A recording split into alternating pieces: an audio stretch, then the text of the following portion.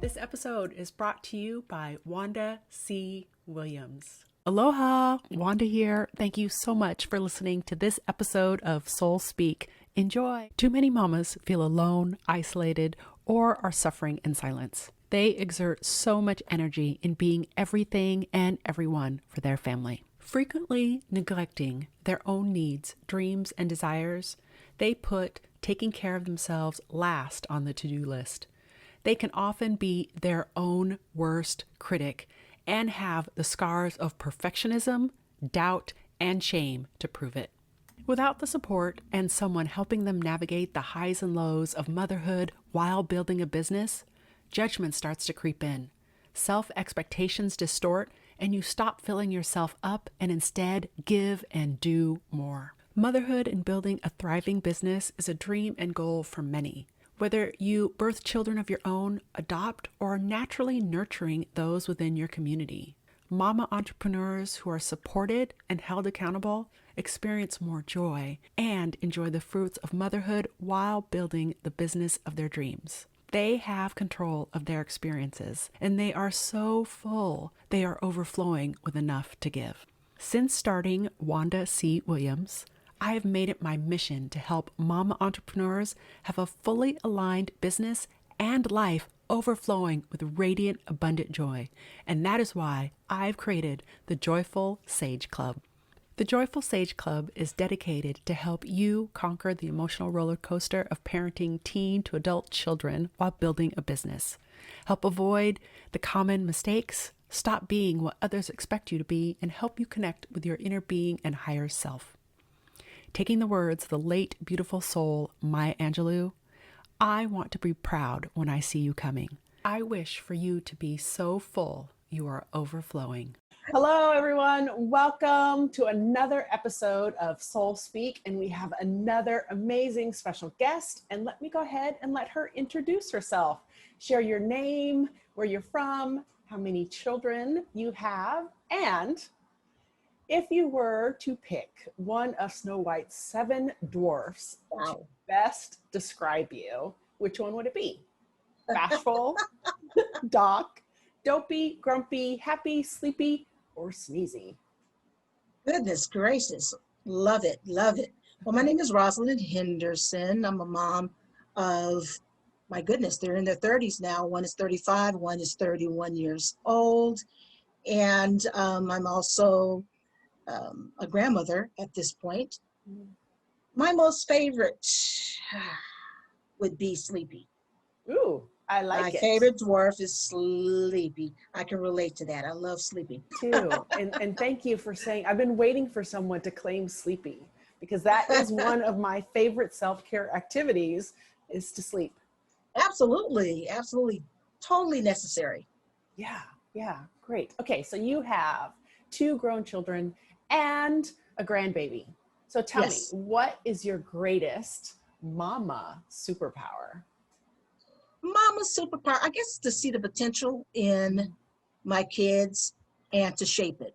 Yeah. And that helped me as a teacher. I've been a teacher for 30 years, and I see that is something that I love to do, and I was able to do that with my boys. Yes. Okay.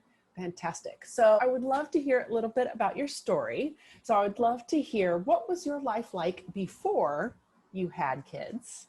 That's always the fun part, right? Who were you before kids? And then what happened? What was your life like during raising your kids? And then what was it like as they were leaving the nest?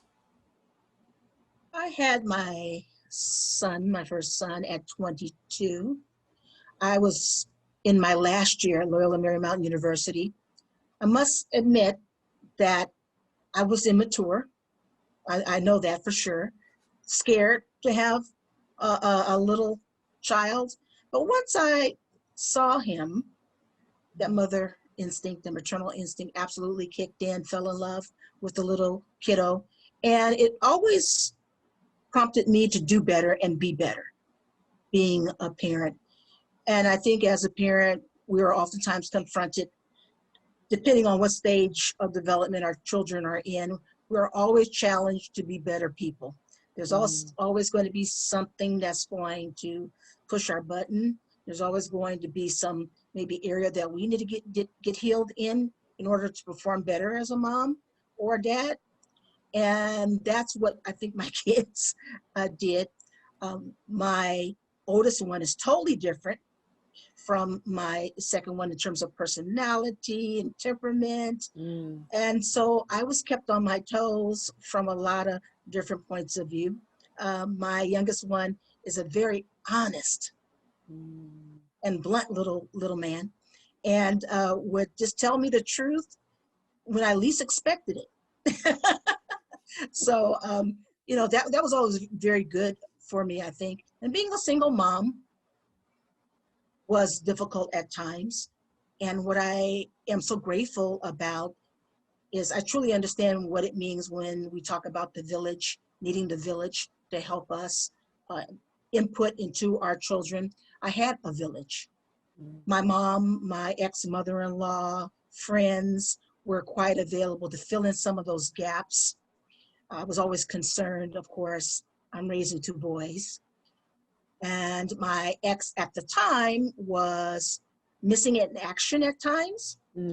But my father, for instance, pulled up and modeled masculinity when I needed him to do that, or just to do the boy stuff that I'm just not into, you know. So those were precious times for me.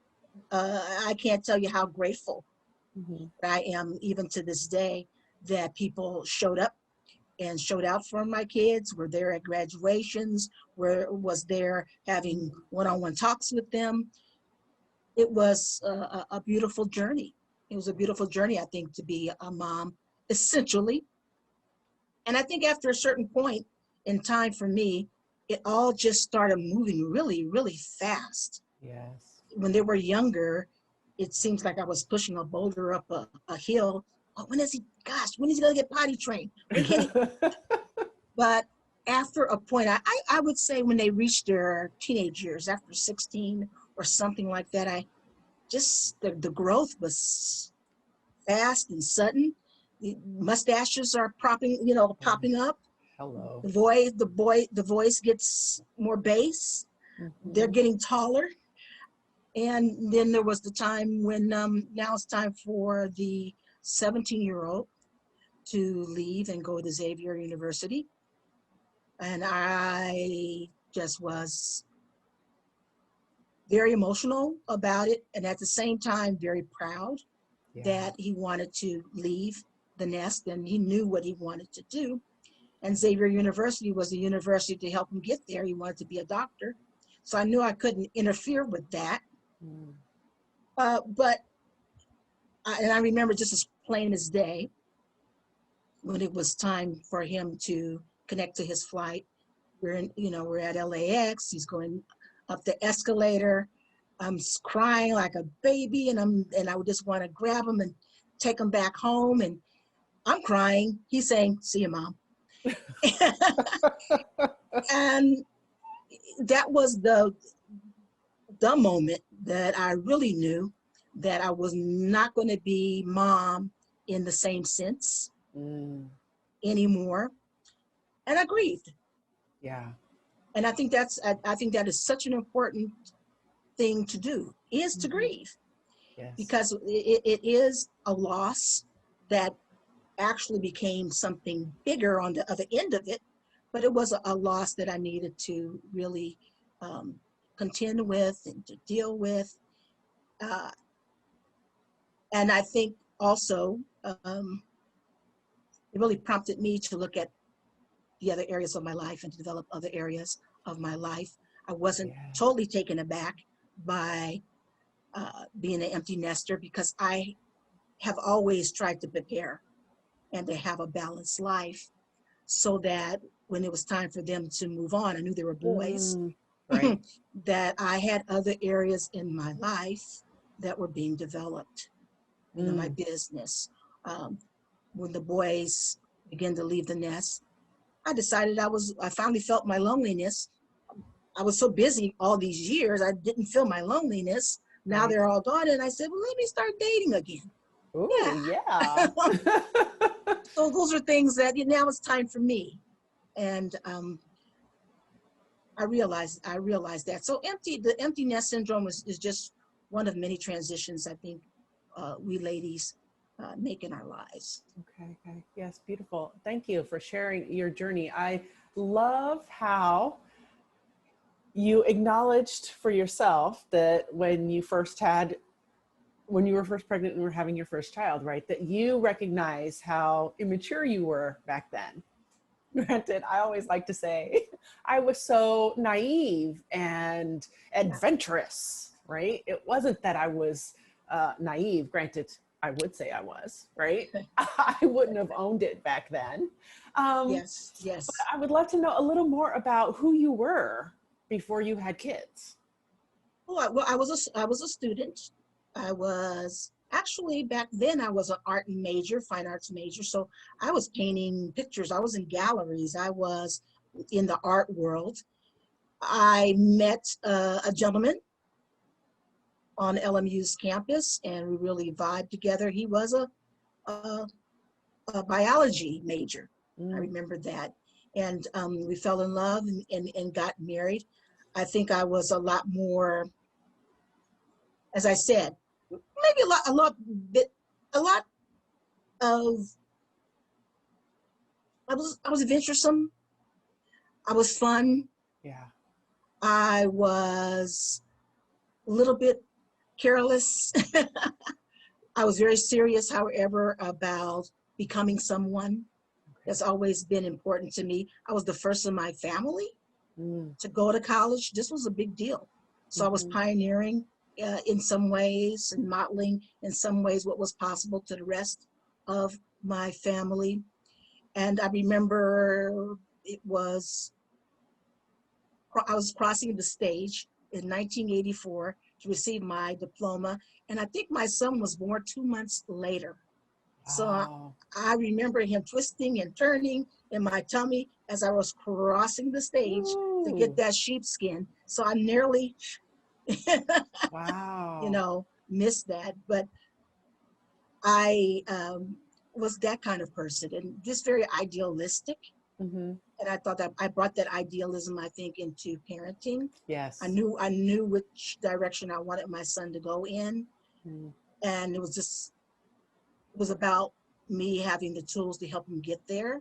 mm, I even ended up realizing that I was a little bit immature. I remember taking a parenting class on purpose because I wanted to know everything I could about what it what it means to be a good parent. My parents mm, were good parents, but I always keep, I always thought there's always something more to learn. right. I bought the parenting magazines. So I took it very seriously once I laid eyes on him and really understood the gravity Mm, of what it meant to have this little one dependent on me. yeah. Yeah. So That moment is tremendous, right? And I love hearing you were a pioneer for your family. You were very focused and determined. And as soon as he came into your life, right, you were like, okay, let's get serious. let's Let get me serious. be the best mom, the best woman, the best person I can be so that I could raise him to also do the same. Amazing. Amazing. Yeah, I think there's absolute responsibility. This is my opinion that every generation be a little bit better. What my mother offered me, I hope that I have given my kids that and more. Yeah. And I hope my kids give, what I've given to them, they'll take what I've given to them and do more. Mm. Yes, beautiful. So you mentioned a little bit, right? Your story, I could totally relate. I know so many mothers that can hear that story of of your son going up the escalator and you're just crying and he's just, see ya. I mean, I'm Yeah, like picturing so many different episodes of that, like, okay, bye. Or holding it in until you like turn and then just sob, right? I didn't. I was just all this waterworks, you know. But I think he was just trying to keep it in. I know that Right. it was a big move for him to move to New Orleans. Mm-hmm. Most of the family was out here in Los Angeles. Mm, It was no small thing that he did. I look up to him in a lot of ways. And I know that sounds a little bit strange, a mother looking up to their No. kids, but the kind of man that he is today, I appreciate the fact that he does make the hard choices Mm. for the greater good. And he was away for 11 years. So Wow. after he left Xavier, he ended up at Howard Medical University. And he's just recently, as far as I'm concerned, he's been back for 4 or 5 years in Los Angeles now. And so I'm very grateful that he's back uh, and has given me a grandson. So Mm. he's just turned 1. Wow. Wow. So you would say that you did struggle a little bit with emptiness syndrome, but at the Yes, same you know what, time what was saved me? preparing for it. Yes, I have to underscore that I think that we need to know what's coming up Mm. in our lives Right. and be prepared for it as much as we can, because I think it mitigates the pain. Right. Uh, of course, a lot of my identity was with being a mom, Mm-hmm. being a teacher and being a mom. Those were my 2 biggest identities. But I was always building other areas of my life. I was always trying to get into hobbies. I was into Yes. church. I'm exercising. I have other friends Mm-hmm. and interests, and those things were my saving grace. It was a big hit, but there was surely the rest of my life to deal with. Right. So I always advise um, young ladies who are getting closer and closer to that stage to just prep for it. This is a wonderful time to rediscover who you are. Yes. Yes. And I love the fact that you mention there were always other areas of your life that you were nurturing, you were fostering and aware of. How did you, what would you say, or what would you offer to someone who's like, but I don't know anything else besides being mom? Get out there and find out who you are. Okay. Experiment, Yeah. volunteer. Those are the ways, and those are the things that some of the things I did to see what I liked, what I really didn't like, what was for me, what wasn't for me. I gave up art when I had my children. I couldn't do it all. I put art on the side, but Mm-hmm. now I could take my paints out and start Okay. doing, painting again. You could look back to your past. What were some of the things that you loved doing before the kids Mm-hmm. came, Yes. and go back to some of those things might be relevant. There's other, I knew that I wanted to be in a relationship. My kids were more important at the time, but now the opportunity came for me to say, okay, yeah, I'm a little nervous getting back out there. I don't know, but I'm going to give it a try and see what dating is. At, I think I was mid 40s when my son left. So those are things that I took risks in trying to find out who I was and what my interests were. And once you get going, you start seeing you make connections Yes. and begin to find yourself again and get reconnected to who you are. And that's the best mother that I can be, is to be a mother that's a whole mother, Mm. a functioning mother, so that when my boys did need me, or um, when I was called upon in whatever capacity, I could be there, because I'm someone who's whole and complete, and that's the kind of mother they need. Yes. I didn't want So to guiltify them, or I didn't want to be stuck in the old days when you remember when you were 6. I did not want to be. I wanted to move with them. That's beautiful. Yes, move with them as they grow so that they don't Yes. feel stuck or stifled. So I'm curious, when you were growing up, did you know you wanted to be a mom? No, I never. Well, let me say first, I'm the only girl. I have 5 brothers. Mm, I was thinking more in line with the boys. I'm hopping on trees. I'm a tomboy. I love it. I never rehearsed a wedding. I never, in my mind, never rehearsed being a mom, Mm-hmm. the dolls that I was given, I didn't play with. So I never really contemplated it or thought much Okay. about it. It wasn't essential to my identity at that time. It's not until my son came that I really realized that it's brought me so much joy to be a mom. Mm. I didn't know beforehand that it would bring me so much joy. So what did you want to be when you grew up? I was a feminist, hardcore feminist. Who needs a man? Okay.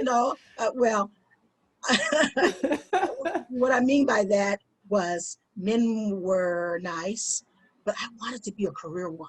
Mm. I wanted to conquer the world. I wanted to show the world that I'm a confident African American woman who can, aspire to be anything that I wanted Yes. to be. And I Yes. think that's where my focus was essentially. Mm. Then, of course, as I go through life, I began to realize, guys, yeah, that's nice. Guys are nice. They have their benefits from time to time. They have their benefits. Okay. So that's how it initially started. And I think that weight was on my shoulder. I wouldn't call it a weight, or that desire was in me, probably stoked by my mother. Okay. My mother really did sacrifice so that I could go to college. And in fact, my brother joked the other day, do you know that mom, she sent you to college, not us. Mm. She sent you to college. Did you realize that, Rosalind? And I went, oh yeah, that's true.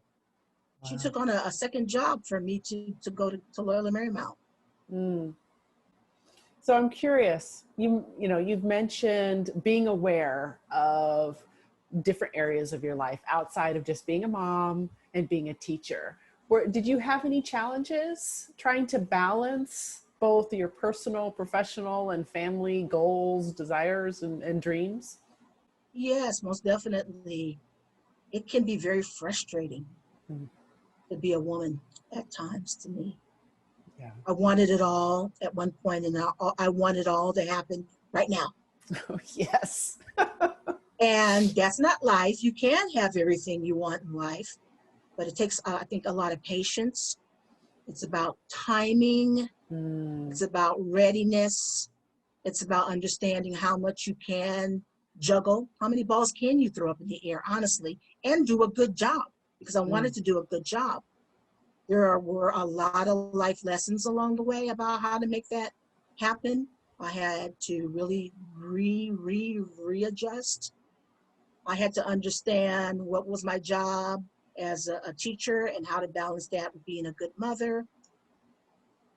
It is something I think all women have to visit and revisit, Yes. how to stay in balance and how to do our jobs as well as we can. And it's no easy task. It's no easy task. No, not at all. Not at all. So staying in balance, right? And knowing who you are at the core. Who would you say you are? And what keeps you connected to your sense of self? What I believe, is super aware of who I am. Mm. That's all ongoing. Who I am and what I'm not. And leveraging that out in the world, my strengths and who I am. Admitting my flaws is important, my weaknesses. I come as a complete package, whether I'm a mom.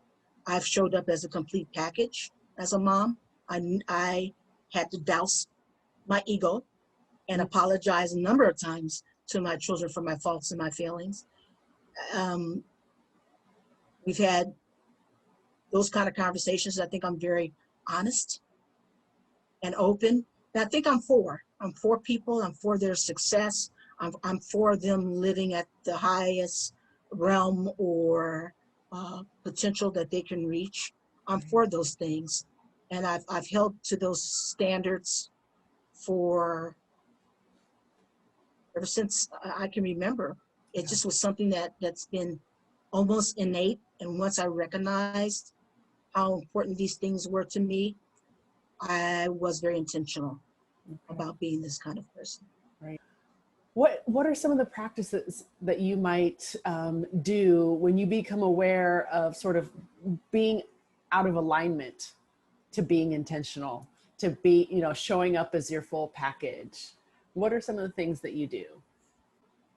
One of the things that I do is I try to stay open for feedback.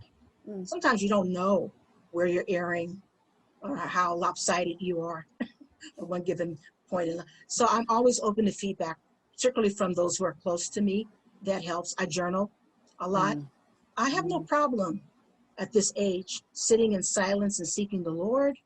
That's something that I do, and I get revelation when I do that. I find those practices in particular to be a great help because I get answers. Yes. And I can take those answers and walk it out, with God leading me, because I don't always know what to do with the information that I've received. But it's interesting how it always seems to pan out and work out when you're being spirit led. Yes. And that has made the greatest difference for everything that I'm talking about. Being led by the Spirit, being led by God is the ultimate way that I've been able to do the hard things that sometimes I've had to do as a parent or a person. Right. Which makes me think of just, you're talking about the potential of others and you seeing that in others, but by you following and being led by God, right? And being spirit led and intentional, you too become your highest version of yourself and start to access and reach your full potential.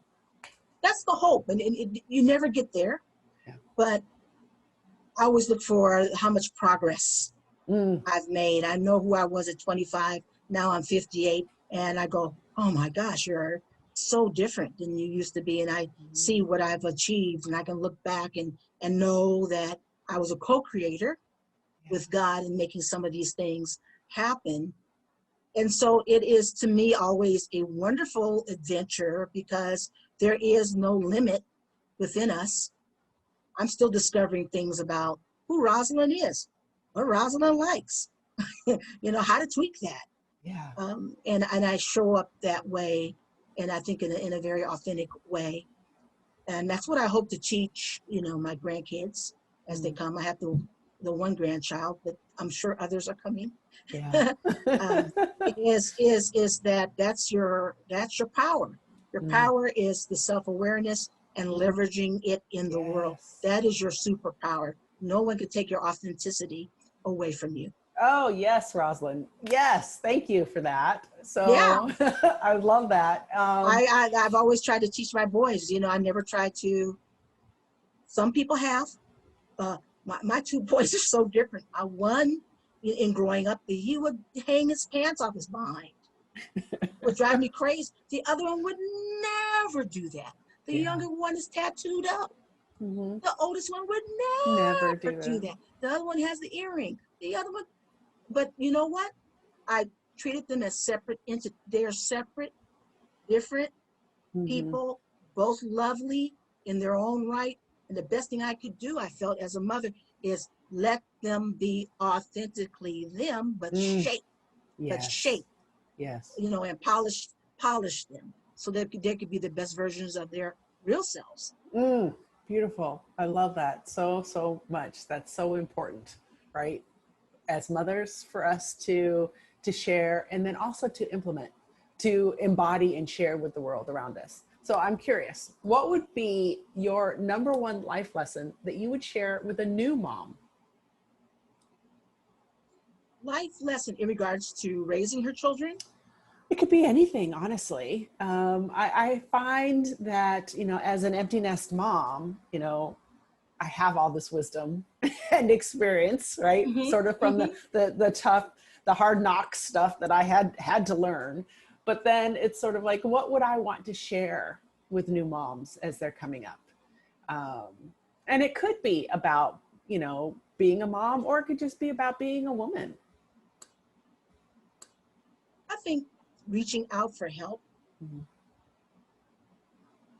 is so important as a woman, that she need not be ashamed to reach out for help and to say, I'm weak here.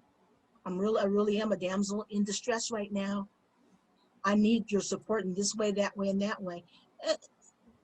We need to open our families up, I believe. Of course, you have to screen people, but I'm a believer in the village. Yeah.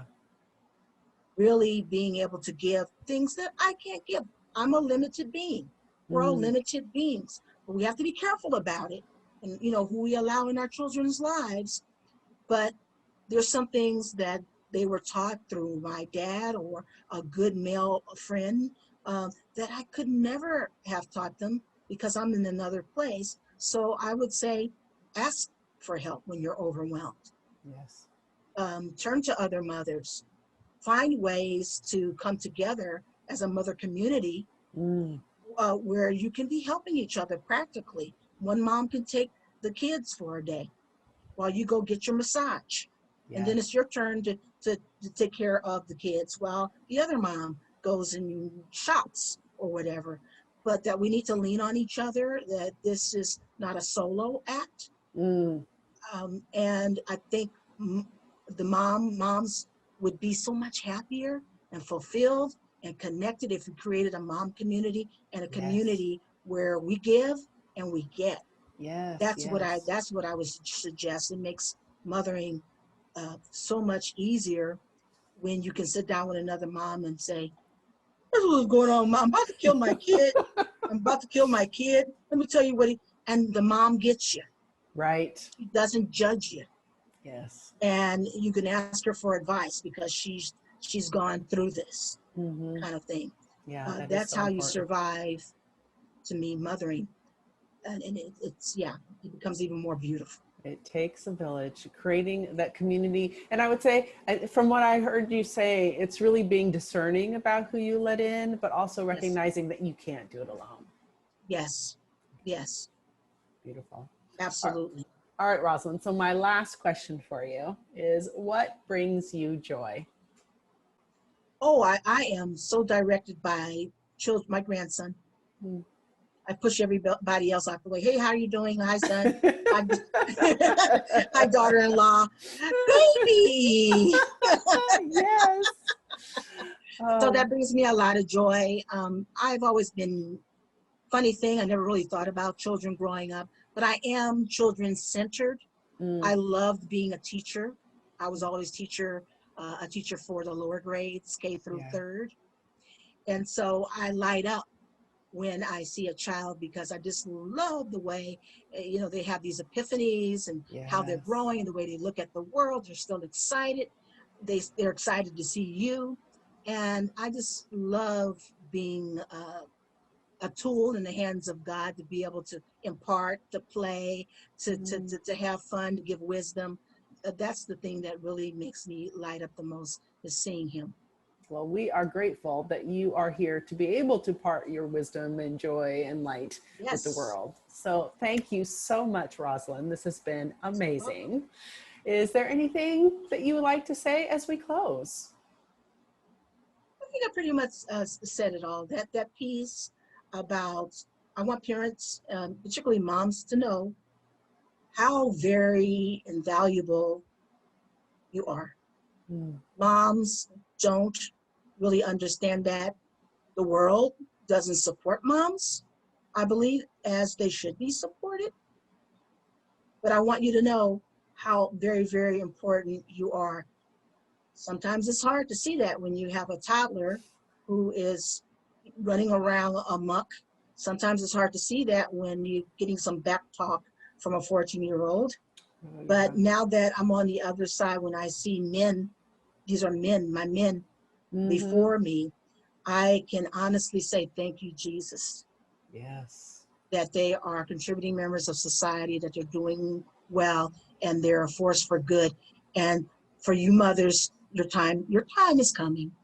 Just be Amen. patient. Yes. Amen. Thank you, Rosalind. Amazing.